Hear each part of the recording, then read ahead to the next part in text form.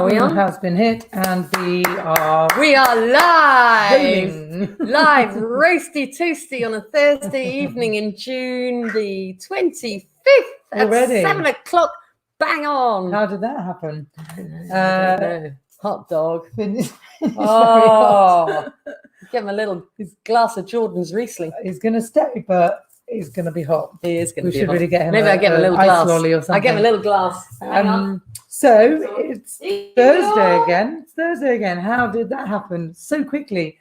7 o'clock, and today is Meet the Winemaker evening, which is very exciting to have some company on the call today. And Gary and Kathy will be joining us in about 10 or 15 minutes. Yeah. Hi everybody. Hello. Hi Jane. Yeah, poor Finn. I know he's super hot. Jane. I know, poor little Finn. Poor us. Hi. He said, hello, Jane. He says, it's Jane. So yeah, meet the winemaker. It was going to be purely wine and cheese night this evening, but nice and easy for everybody. All you have to do is put a little cheese board together. No cooking involved. No Bob's recipes. Your uncle. It's far too hot to cook at the moment. Exactly. So bish bash bosh. I hope it's not raining anywhere where anyone is, and I hope you're all like basking in beautiful blue skies. Although I think we do have a Welsh contingent who haven't joined us yet, who might well be in the rain. So let's not boast about the sunshine. Well, we did actually have this conversation the other day, in actual fact, and it was a beautiful day, and somebody was being inundated with rain. Oh yeah, flooded in fact. Up in Wrexham, poor people. There you go. So hi everybody. Hi Suzanne and Jonathan. Nice to see you all. Good to have some South evening, Africans online. Super. Yeah, have you got your questions ready?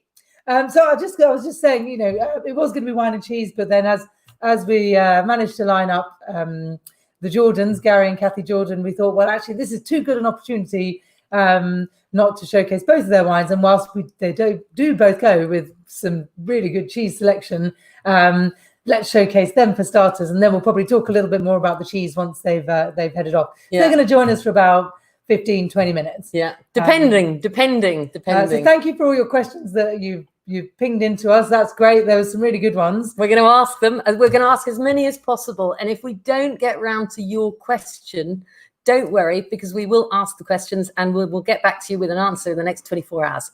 Bang, bang, bang. Give or take. Did we mention the Rioja? Oh, so we mentioned that's why we sort of sideline the Rioja. So anybody who's got that Rioja, don't worry, we will cover it off another day. I think, well, first of all, let's all pour a little glass of Riesling, if you have it. Whilst Jude's doing that, just another introduction. I'm Pam, this is Jude, hello. And this is Finn, and we are the trio that is Hannibal Brown Wines, based in the south, delivering all over the country every day. No minimum order, and we deliver with a smile on our faces. Indeed. Most of the time. And a tongue dangling out. So what's the news? Well, it's been pretty blooming hot. Oh, I know. Mm-hmm. This week, everybody, is English Wine Week. Indeed, yes. You won't and your know that wine from at us. the moment is my wine of the moment is our lovely organic Davenport vineyards, who are down in Sussex/Kent, and they're sparkling 2014 vintage. We tasted for the first time in ages the other day, and it's just phenomenally good. Really fantastic. It sits about £31 a bottle, so it's champagne prices, but better than you get champagne for that price. Still cheaper than a bottle of Plonky Veuve Clicquot. True. And Finn boy! He wants a bit of attention. Somebody say hello to Finn. Hi, Claire, as well, who's just tuned in. Hi, Claire. I thought, actually, we're in South Africa. Before the Jordans join us, let's just familiarise ourselves with where we're talking about. Oh, yeah. So cue first map.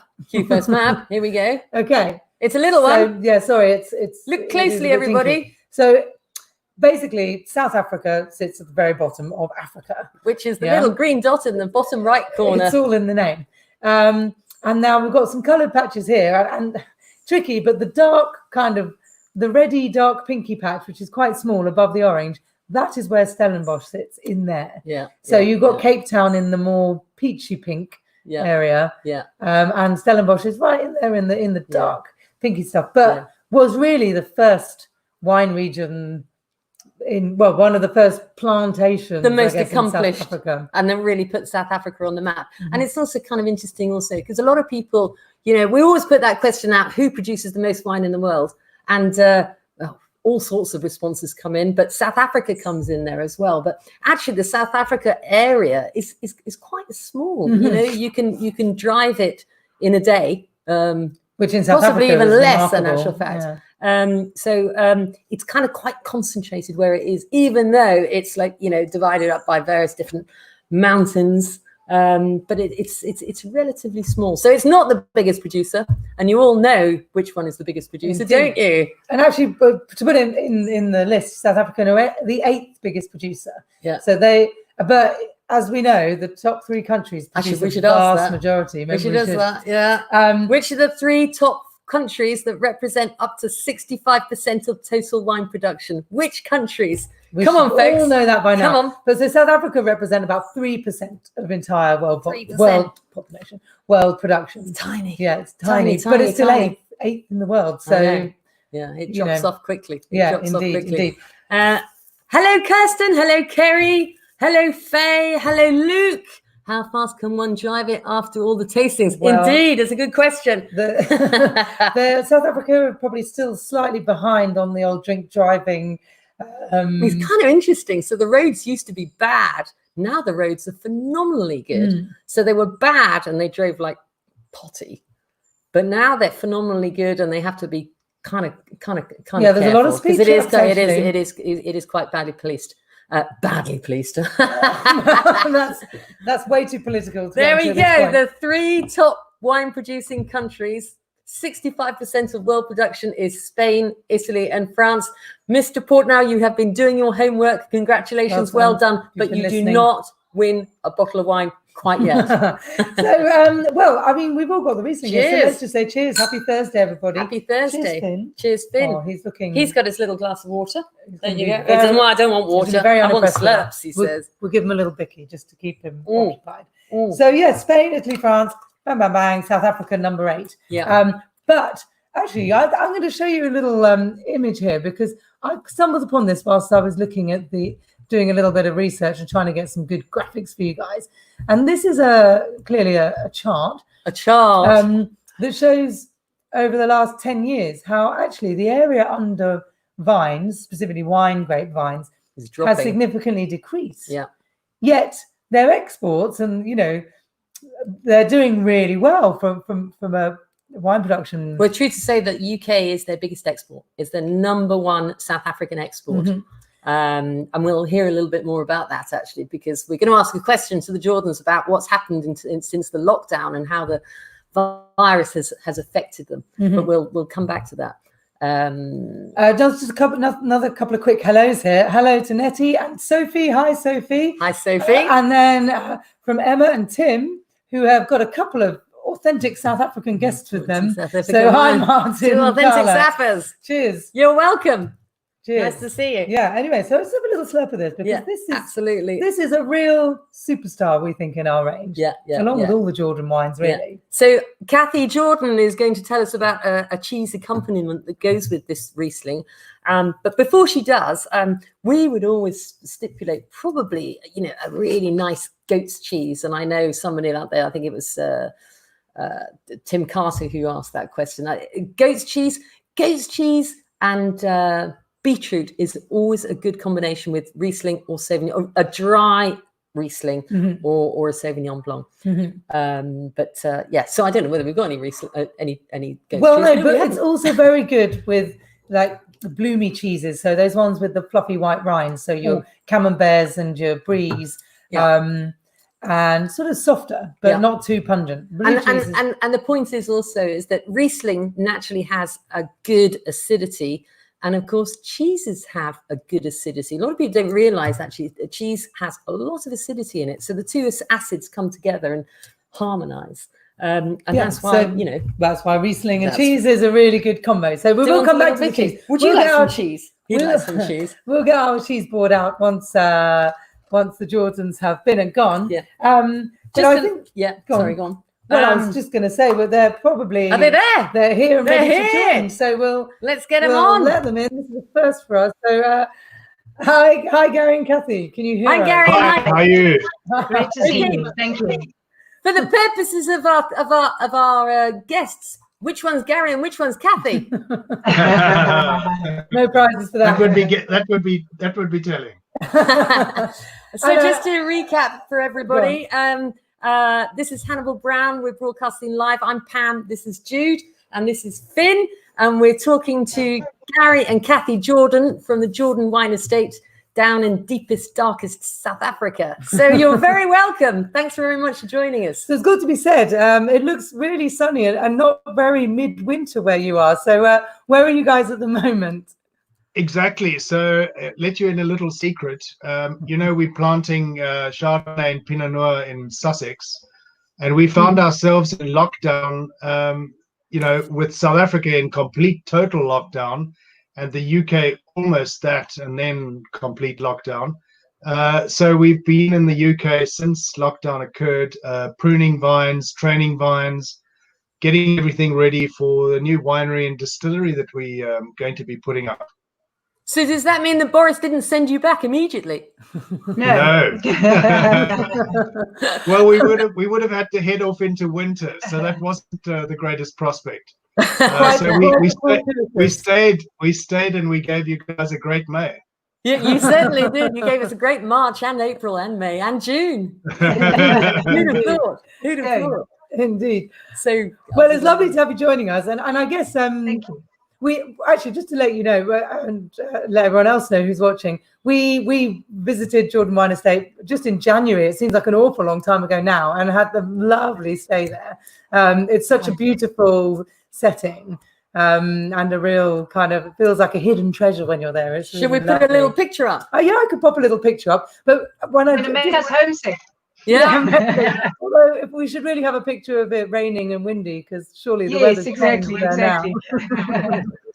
So whilst Jude's just finding that picture, Gary and Jordan, we kind of like intrigued, and I'm sure everybody's intrigued to know, how this pandemic has affected the estate. Here we are. Sorry, Did you hear me? Yes, could hear that.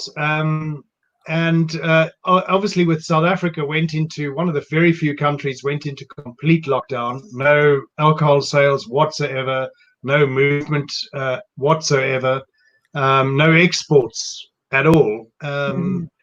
And to date they managed it fairly well. So there've been extremely few cases and very few deaths. And the whole idea, because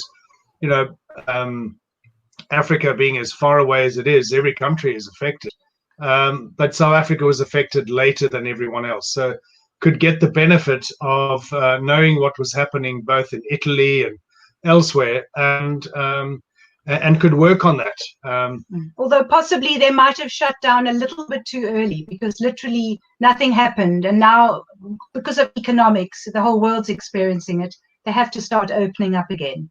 And now people are doing it very cautiously. All the equipment you've got to wear, they're following all those rules. It was quite weird. We actually had far fewer deaths from any cause in the country during lockdown, but that was because nobody was on the roads, nobody was anywhere, and nobody was reporting anything. So so it was tough times. And just to follow up on what Jude was saying, so anybody who finds themselves in Stellenbosch must go and have a look at Jordan. They've got a fabulous restaurant. You can stay there as well.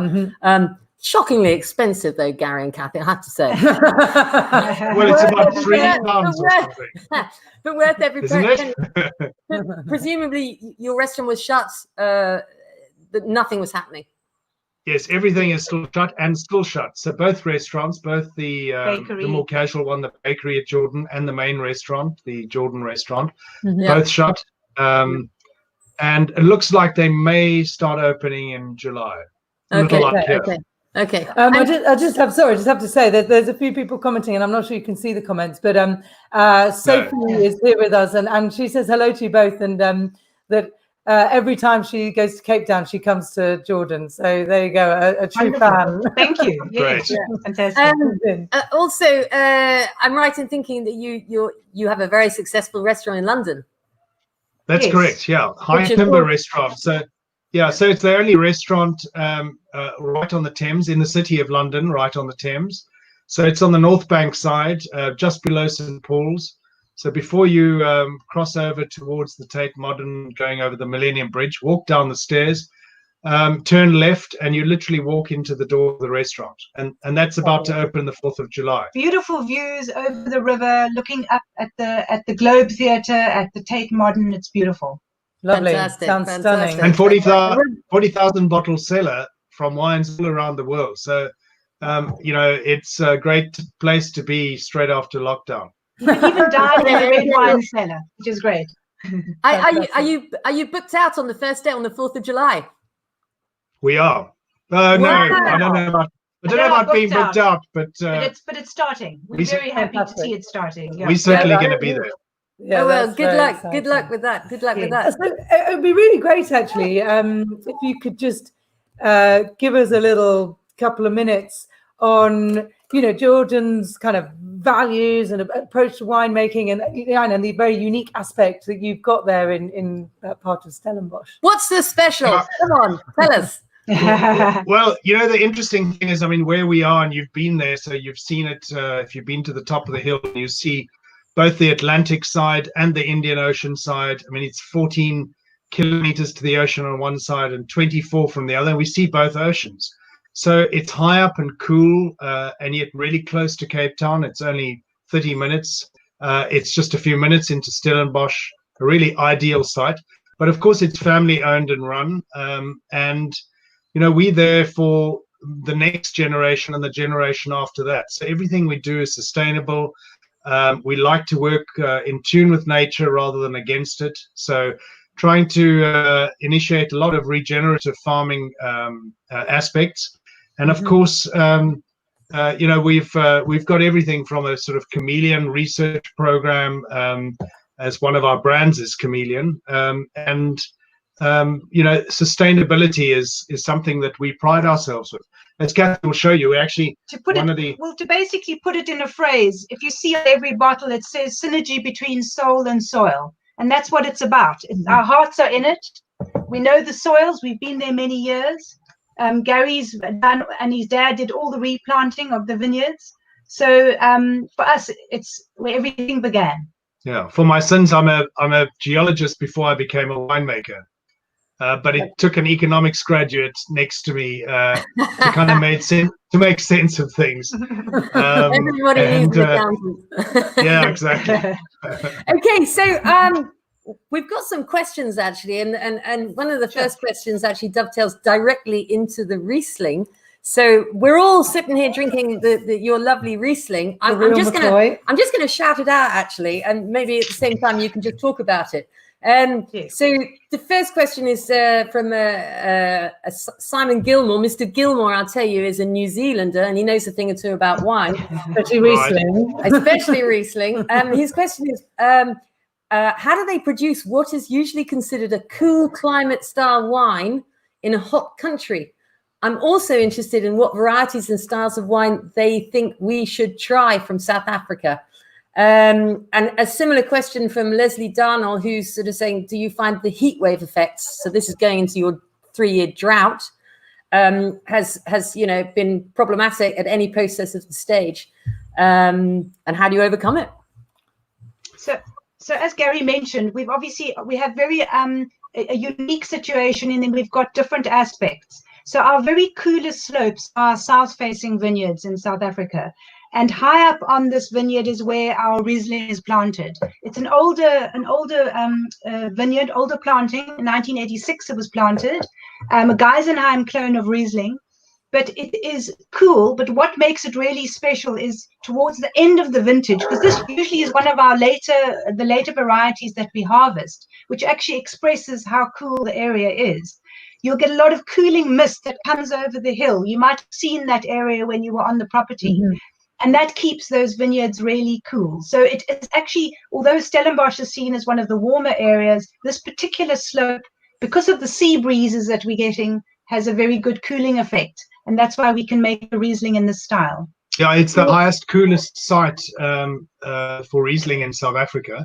You actually have to duck as the planes come overhead to land at Cape Town Airport. When you harvest it, yeah. So when everybody's cooking in the middle of Stellenbosch town, you guys are in your scarf. We'll be up there in the chilly. I mean, there's a massive difference. If you think that there's at least a degree Celsius different for every 100 meters that you go up in height. Yeah. So and that makes a big difference. Plus the aspect it's buffeted by these ocean breezes, both from the Atlantic and Indian Ocean side. So really cool site. And in fact, what is regarded as one of the coolest sites in South Africa, being Elgin and the Hermanus, Himmel and Arder Valley area, we're actually quite a bit cooler than that in these sites. Yeah. Wow. So you get the lovely Midderik flavors, you get the white blossom, you get the delicate characters. Obviously, it's riper than some of the European style Rieslings because it is a warmer area, but you get a lot of delicate, lovely fruit flavors. Yeah. Okay. And then obviously, sorry, there is a very unusual airplane going over. Yes, we can hear it. Haven't heard that noise for a while. Yeah, I know. So what about the drought, though? I mean, it's been all over the news. Obviously, it's stopped now, but it was you guys are struggling big time. Yeah. So our average rainfall is the same as London. But whereas it often rains in London, we get it mostly in winter and big downpours, so that the dams all fill up and the various reservoirs around the country or that part of the country, there's never normally a big problem. But that said, over the last few years, we've had lessening rainfall figures. So it went down from what would be around 750 plus millimeters per year, way down to in the 400s. Wow. So quite dramatically different. And some areas, even the Swartland, friends of mine were reporting less than 350 millimeters, which is kind of on the edge to be able to grow vines. But we'd put in a whole lot of boreholes, so a lot of underground water. We've got our own lakes on the estate as well. And we conserve water quite carefully. And we've planted, looking at using rootstock varieties that require far less water. And in fact, are now taking advantage of drier conditions and even planting this ancient Greek variety, Assertico. So that's one of the things that I think will help with the Western Cape being able to weather those years. I mean, that said, the drought is broken. It's now rained like crazy. We've got a normal year. The mountains in the Western Cape are covered in snow. And there's over 90 millimeters expected this weekend as well. So it's a good normal, what we would see as a normal winter. I mean, what we may have overnight, you could get in the UK, sort of in a week when it's really raining. Right. Yeah. So it's quite hard downwards. Yeah. Okay, so everybody, you heard it from Kathy and Gary Jordan, straight from the horse's mouth, actually, that during the drought they didn't take showers, so they were the dirtiest people in the world. But now they can shower regularly. Actually, the interesting thing is that I think South African tourism shot themselves in the foot, because even today, when you fly, well, until you could fly to South Africa, it's just about to start again. They were still announcing on the BA flights that just remember that there's a drought and you've got to be careful of showering and all that. Well, that broke last year already. Yeah. I mean, obviously, nobody wants to waste water, but they didn't need to put fear into people. Yeah. Sure. I mean, they just forgot to. They forgot to change the message. Yeah, I suppose you know what it's like in the UK, though. We're so used to it that we're frivolous with it, and we even drink it. I reckon we're going through a drought in the southeast at the moment. I mean, the hottest. Yeah. So I have a very pertinent question, actually, and a couple of people have asked this. Why did you name your Riesling the Real McCoy? And how do you name where do you come up with the names for your wines? Which are all fantastic. But I love the Real McCoy. But it has, my goodness me, it sets a precedent. So the Real McCoy, for those of your listeners who, there actually were two different Rieslings in South Africa. There was the Weiser Riesling variety, and there, as well as another one which was misnamed, was actually Crucian Blanc. So there was always this problem with what Riesling are you actually drinking. And then it used to be in the early days, we used to have to call it Rhine Riesling on the label to actually differentiate from the other Riesling, which was misnamed. Yeah, and for obvious reasons, we're not on the Rhine. Yeah. So it was only actually in 2010 that we were legally allowed to just put the name Riesling on the label. Before it had to be Rhine Riesling or Weißer Riesling for the true Riesling. And it was that year that we decided to call it the real McCoy, because this is the real thing. It's not the other Riesling, it's the real. Yeah, the minute we got the notification that the other guys had to call it Crucian Blanc and stop using the name Riesling associated, and that we could call it the real thing, real Riesling, that we called it the real McCoy. So the name stuck. Yeah, It took years. All our wine names have taken years. Crazy, some have grown. Some have just, it's how they've evolved. Yeah. Gotcha. And where they've come from. Yeah, love that. Actually, you touched on your Assyrtiko then, which we knew there was a plot growing. And actually, we're going to be doing in a couple of weeks' time, we're going to have a Greek night where we're going to purely have Greek wines in one of these tastings, so kind of quite appropriate. So just for those of people who don't know, haven't heard of this, it's a Greek grape variety called Assyrtiko. Try spelling it; it's a little bit like phylloxera. Don't try spelling Look it up. But anyway, Jude, you've got a question. Yeah, so I was wondering. I mean, when we were also at your winery there, we stumbled upon. In fact, let me see if I could just get a photo, because you clearly like to try new things, which we absolutely love. And we were wandering around your winery and we saw this, if you can see it. What is that? Yes. Yeah, okay. It's our new baby there. Yeah. So we now have a few of them, and there've been a few more since you visited. Oh, wow. Can you explain everybody what it is? Yeah, so this is it's kind of a traditional way of making wine, and yet in a very modern way too, because this is an amphora. So they hold between 400 and 500 liters. It's clay that's specially molded and shaped and baked. And then it's got this really nice stainless steel contraption around it, which makes it, the top of it makes it sort of a hermetic seal. And this is where we do fermentation, of different wines. And the whole idea of getting these is to make the Assyrtiko in a traditional way. So it's a very minerally wine. If you can imagine the Riesling that you're trying now, sort of that kind of on steroids with a bit of minerality to it, and a bit of saltiness from the sea. That's kind of typical Assyrtiko. And so we wanted to do it in amphora, which emphasizes that. So rather than using wood, which some people like to use, we want to really express the fruit and that lovely linearity you get. So if you try an Assyrtiko from Santorini, which is is famous for it, it starts off quite steely and when it's young, but as it gets older, you get this lovely salinity that comes through. It just gives you that sort of, you really want to eat with it. Your typical Mediterranean style food really makes you salivate. You want to really enjoy some wines with some food with it. So usually older Assyrtikos are really good. They age beautifully. Okay. So when do you have your Assyrtiko on the market yet, or you're not there yet? Have you bought? No. So we're planting our second year of planting. So next year will be the first harvest. But it's been quite a process. It was initially a 20-year quarantine process, which was then brought down to 5 years. And so we were right in the running, right in the beginning. But then, of course, there's a lot of bureaucracy involved with all these things.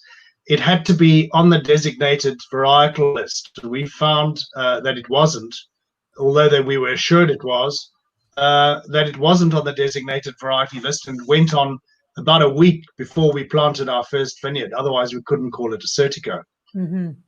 So anyway, it's going to be the first commercial Assyrtiko vineyard in South Africa, and will hopefully be for the next while. And even if you look at www.assyrtiko.com, it points to Jordan Wine Estate. Oh, fantastic. But we love a bit of experimentation here, so we embrace that. Do you have just a quick one? Do you have another brainchild in the making for another sort of slightly more unusual or experimental grape variety or wine? Or We will be putting out a Shannon that we've made. That's part of the old vines. That's part of the old vine programs. We already produced 2 Shannons, a barrel fermented one as well as a tank fermented one. The barrel fermented one is called Inspector Perenghi, and it's our oldest Shannon vineyard. And we're going to use some of the grapes from this vineyard to make a very special wine that's also going to be fermented and aged in amphora. So once again, it's going to have quite a different character. So that'll be a wine we will be releasing. Okay. So but for us, really, all we want to do is hone what we do and do what we do better. That's what we look for each year. Yeah, and of course the UK wines will also be next, and that will be Chardonnay and Pinot based. So that'll come on stream. I have a burning question, but I'm going to come back to it, and I'm just going to ask this question while we're still on the Riesling. Luke Portnow has asked, and it's a really good, interesting question, actually. Riesling is a bit of a paradox because it splits opinion. And he's like, why do winemakers like it so much, yet consumers don't seem to really? And I think he probably means that there's an awful lot of misunderstanding out there. Mm-hmm. So, yes, they always say a Riesling is one of the winemaker's favorite wines. And it is because it expresses the vineyard that it comes from. And it also, as it ages, it varies and changes so much. So it's quite an exciting wine to have in your cellar, to drink, and it goes with lots of different styles of food. In fact, chefs love Riesling as well because of its versatility, and usually because it's always got that nice acidity, even though it's got a lot of fruit. So it expresses the vineyard. Yeah, I like that answer, actually, and I hope Luke is going to be happy with that answer. I think the problem is that over many years ago, there were too many German styles that were sweet, and that people kind of, their parents had grown up on, and they probably got a headache from it, and it wasn't a modern style of wine. That's totally changed. I mean, dry Rieslings are fantastic. Yeah, we are converted already. We absolutely agree with you. Actually, an interesting question, which probably does link to the Riesling thing, which Suzanne has just put out there, was she was asking about, how much of the wine is exported and how much drunk locally, and I wonder whether, specifically talking about the Riesling, do you find there's a big market for it in South Africa, or is the UK, for example, a more an easier sell almost in a way? We sell a lot of Riesling locally in South Africa, but I must say we export more. We have quite a few European countries, not just the UK. Mm-hmm. Funny enough, we sell a lot to Germany, to our German agent, because people understand it, as well as to other European countries. So it's actually very popular overseas, it also is popular in Japan. So in Asia as well. Oh, interesting. It's great with Asian food. Yes, because it has that lovely character. Great with sushi. I love the Riesling with sushi. Yeah. Okay. I think maybe we should move on to the Rouge. All right. Yeah. I mean, we don't. I have just to keep things going. So Gary and Kathy, whilst everybody's moving on to the red, I spent a little bit of time in South Africa working for Klein Constantia, which is, for anybody who knows this Constantia region, it's a lovely little winery. Literally on the Constantia Mountains. And we had serious problems with animals in the vineyards. And somebody's asked this question, actually, what animals do you get in the vineyards? Now, I know from my own experience that we suffered baboons, but do you have any issues? So we're not on the high peaks of Stellenbosch, but we are kind of situated halfway between Stellenbosch and Cape Town, so even closer to Cape Town. The wildest thing I've seen, I think, is probably a cheetah. Wow! But he had escaped. That had escaped from a game farm quite a long way away. But we see caracal every day, or almost every day. We have a family of breeding of Cape foxes. And every year they come and they have their pups, usually 4 or 5 pups every year, and it's lovely to go and see them, and they're interacting.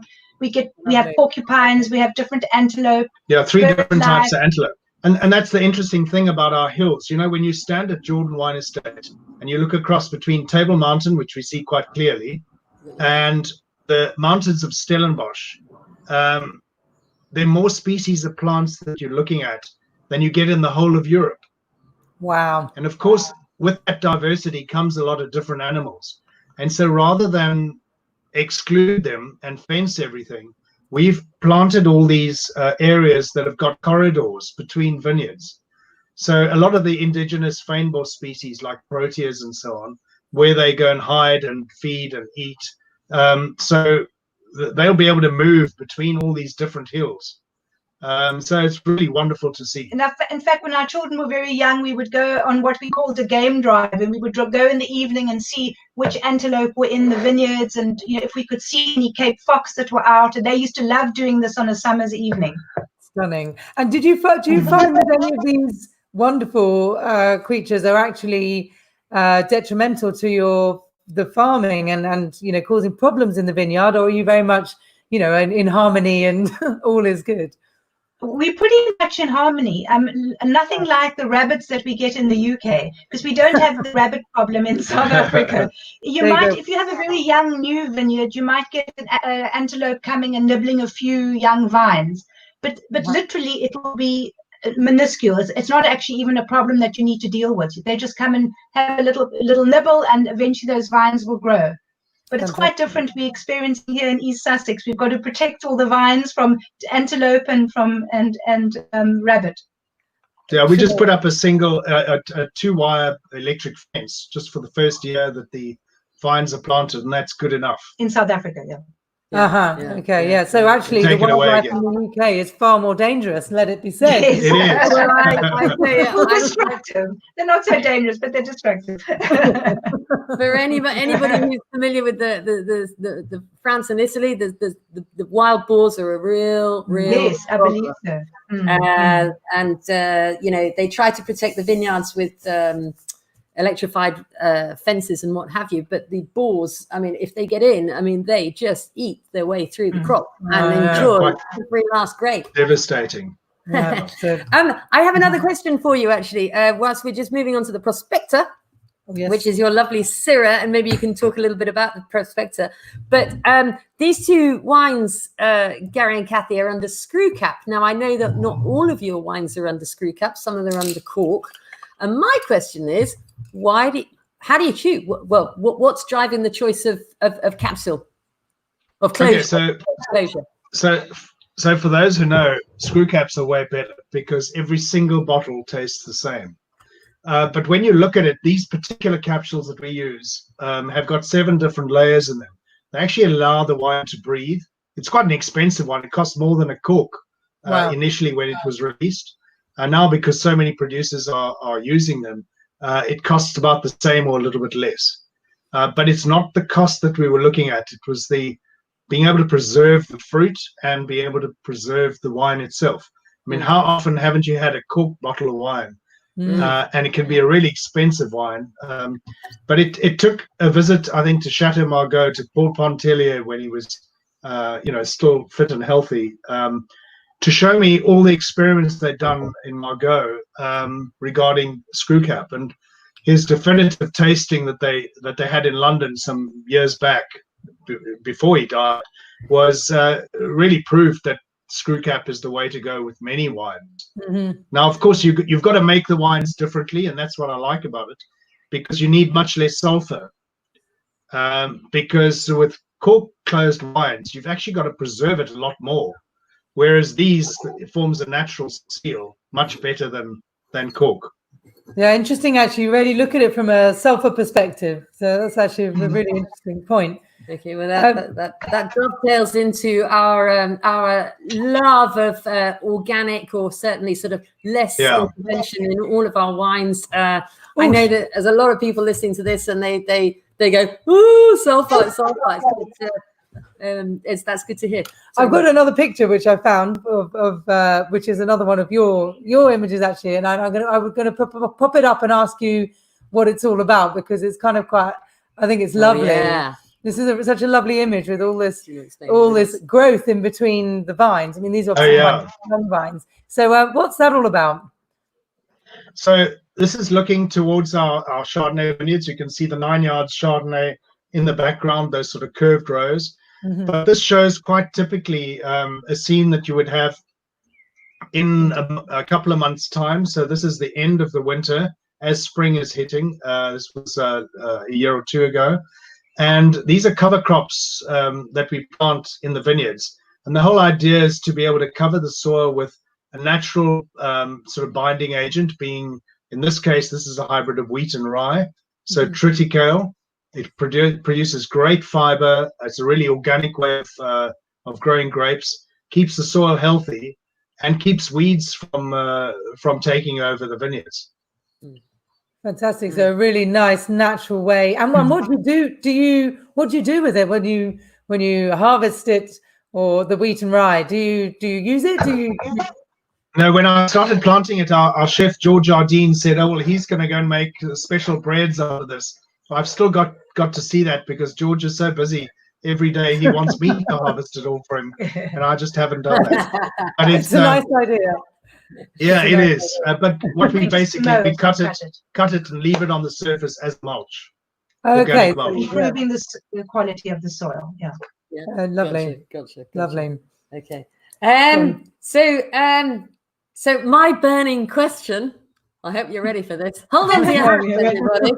It's the oh yes. P for Pamela. P for pinotage. The controversial pinotage. No pinotage on your list. No pinotage on your list. No, and we don't even have one wild pinotage vine on the property. But it was quite interesting when Kathy and I studied at UC Davis in California. People were trying to get rid of pinotage. They were adding, substances to it to take out the color, to sell it as a white spirit-based blending component. And that all changed over the years. So there's some great pinotages being made. We're not jump on the bandwagon type people, and we're not planting pinotage. Funny enough, it may actually do well in Sussex. I think, because it's quite an interesting variety. But we don't have any pinotage at all. We've stuck to very classic old varieties that I think are, really suit our soil. Okay. I wonder whether people are going to go flocking to your Kentish door for pinotage. Actually, we have to wait a while, I think. Yeah. So the question has been asked, actually. So when will you be releasing your first English wines? Where are you in the process at the moment? First harvest will be next year. So we'll have a small crop next year, but we're actually setting up a distillery as well as a winery. So who knows, if we get a summer like we had this last year, we may be distilling it all. If at the end of I'm talking about an autumn, sorry, we may distill it all. But no, the idea is to make a sparkling wine, and it would probably be 3 years on the lease. So it's quite a long-term project. Before release date, it'll be a while. Our gin will be out much quicker. Okay. Watch this space, but be patient. Is the answer. Okay. Yes, definitely. We're going to round this up in actual fact in a short while, and there's another question come across in actual fact, and I just thought I'd make a mention of it because it's to do with snakes. And I do know from our own experience that you do have a rather large python. Is it a python?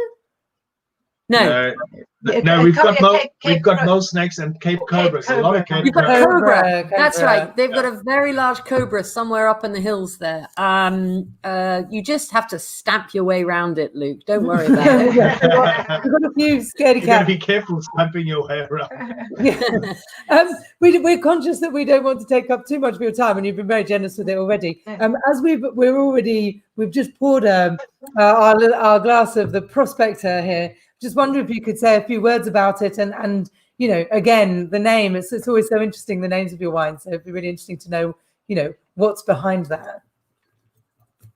Yes, well, as you know, with Gary being a geologist, he a lot of the names have some geological relationship, and this one is definitely different to the others in that this is called the Prospector, which is from a newer vineyard that we planted from 1990. On the west-facing slopes, looking out over Table Mountains. So beautiful views, very sheltered, gets the afternoon sun, and it's perfectly suited for the Syrah. But the history of the property is that there was mining done in the early days. But I think Gary will tell the story. Being the geologist, he'd like to tell the prospecting story, I'm sure. Yeah, you know, they always say that when a property comes up for sale on your boundary, you should, if you have the means, you should buy it. And this has happened to us not just once but 3 times. And one particular property on our west side of the Jordan came up for sale. Was completely derelict, which I love, because it means you can start afresh, plant all these new these varieties. And we'd always been inspired by the Northern Rhone. That type of Syrah, much more sort of peppery and spicy style, but also we were looking to put a little bit of that sort of Fynbos Cape twist to it, and planted this vineyard. It was just called our Shiraz or Syrah, and then there was a mining company who wanted to attach this property and 7 others around it to mine for tin, which had happened in the 1800s when the British government had brought out Cornish tin miners, and they picked their way through the granite and made these shafts just into the hillside. It wasn't particularly economically feasible, certainly not nowadays. But in 2010, there was a company wanted to attach all the farms around and mine for tin, which we fought. It eventually ended up in constitutional court, and we changed the constitution and managed to win this for everybody in South Africa. So communities have the say over what can be mined where, and particularly if you're in a beautiful winelands area like Cape Town, you wouldn't want to destroy that. So the minute we won that court case, I called it the Prospector. So it was after the guys this was the center of that whole mining application. And the soil is so different to everywhere else at Jordan, and it just really suits this style of Syrah. With the last rays of the setting sun going down over Table Mountain and Robben Island, what better wine to have in the glass? And I think that's a brilliant place to stop, in actual fact, because it is absolutely mind-blowingly stunning. So anybody who hasn't gone to, indeed, actually the whole of the South African winelands is a fabulous destination. You don't have to be a wine geek or anything. Just go there and experience the hospitality and the beauty of the whole area. Just a few quickies. So just everybody knows, so the Riesling is on our website, HannibalBrown.com at $14.95, the Prospector $16.95, and we would not be, well, we would be doing it an injustice if we didn't mention one of my favorite wines this year, which is the barrel fermented Chardonnay, which I absolutely love. Look it up, everybody. It's the Jordan Estate Chardonnay barrel fermented.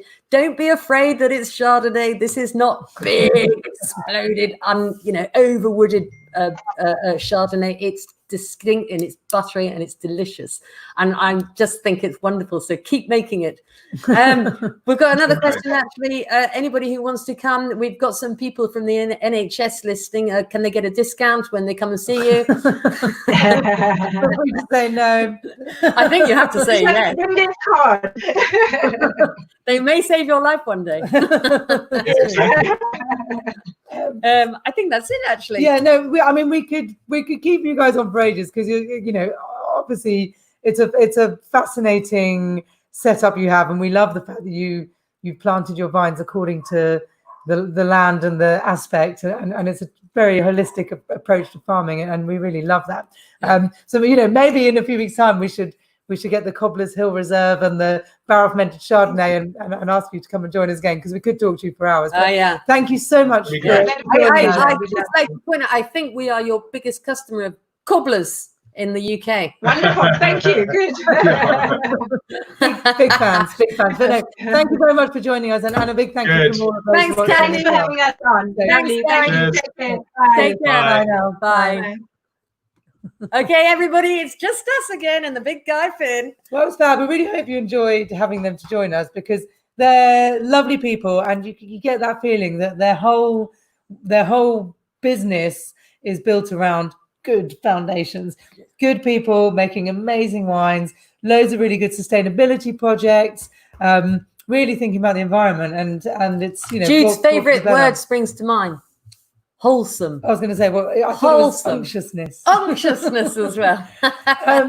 But so just very briefly on the wine and cheese, because we're probably basically going to be wrapping up soon. Yeah. And obviously we have to announce the winner of the great question yes, via Facebook. Yes. But the Riesling really is a fantastic match with those what are called bloomy cheeses, so with the white rinds, if you like, but also can move down to the slightly bluer end of the scale. And what Kathy Jordan was recommending was a kind of blue cheese, which sounds a little, it's a South African cheese, but sounds a little bit like a more interesting version of Campbell's Solar, if you're familiar with it. So almost like a blue brie in a way, but not too blue. And then the Syrah really is fantastic with good hard cheeses. So we've got our cheese board here ready to go. We've got a Taleggio actually, which I think the Riesling will go really well with, which is an Italian cheese. And then the Syrah, I just love a lovely extra mature cheddar produced really well. So one with that crunchiness. I think this Syrah as well, because it is barbecue season, and they alluded to it. They said, they like that Rhone style of Syrah, which is what they're alluding to, which is slightly spicier, and it really grips onto your big steaks and beef on the barbecue. So great with your barbecued steak. But so to the winner. So I've actually got a runner-up. Ooh, okay. And actually it was a question that was asked this evening, which I thought actually it promoted a fabulous answer. And whoever it was that asked that question, why do they call it the real McCoy? Well done, you. Brilliant question. And it got a fantastic response. I think it was Emma. I think it might have been a friend of Emma. I think it was Emma's genuine South African friends who's there with her and Tim, I think. It was a really good question, and actually really interesting, because I wasn't aware of that.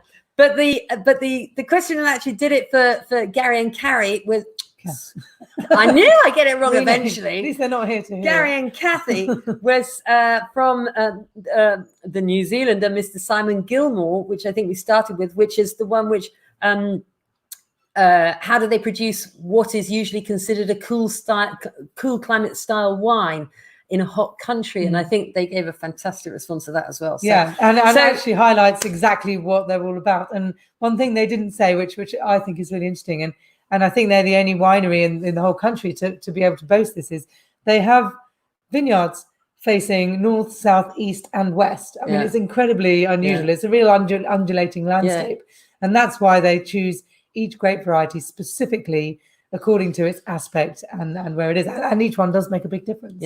So the roundup is, if you go and visit them, take your woolly hat. Yes. I don't remember being that cold, but it was mid of summer. So congratulations, Simon Gilmore.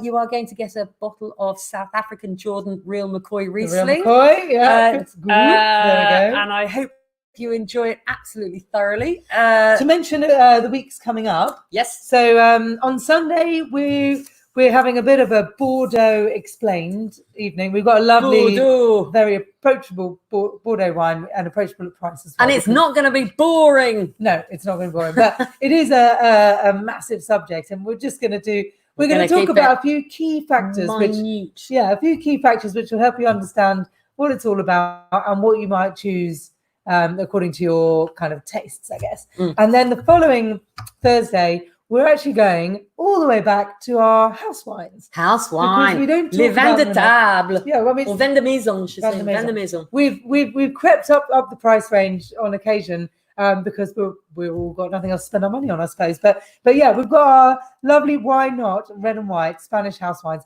and we're going to talk a bit about how to help you make decisions at that lower end of the price scale. How to help you make good decisions on what is likely to be better and what to really avoid, which is useful. And as we just alluded to when the grape variety Assyrtiko came up, we've got a Greek night in the planning, and I think it's going to be in 3 weeks' time. So watch this space, and we're going to get super organized and get your plates out, start smashing them up. I've done a bit of that recently. Okay, so one of our lockdown live tastings wouldn't be a lockdown live tasting if I didn't mention rosé. Oh yes, rosé. So, hot off the press, there's a brand new rosé on the system. Check it out, HannibalBrown.com, and it is made by the head basher himself, John Bon Jovi. So look it up. It's called Hampton Water. We mentioned it in our first rosé night. Really fantastic, stunning, and kind of interesting because it's made by the big rock star himself. There's a blog on the website. Check it out. It's a gold medal winner. It's not a gimmick. Look it up. So that is Hampton Water from John Bon Jovi. Yeah, exactly. Bon and Luke's just asked that we wish Simon a happy birthday for the 30th, which is an evening we'll be spending with them doing a wine tasting all together. So obviously open to all too. We do run Zoom or Teams or whatever other software you like to use tasting. So if you'd like us to come and hold a tasting for you, then please give us a shout. Yeah. Okay. All right. Well, it's a been wrap. lovely having you, everyone. I hope you enjoyed that. We're going to get some more guests coming in over the next few weeks. So and we're going to go and drink some more Riesling now and eat some cheese. Okay. Cheers, everyone. Cheers, everybody. Thanks a lot. Bye bye. Bad medicine. I like that, Sarah. Bad medicine, indeed. Yes. Bye.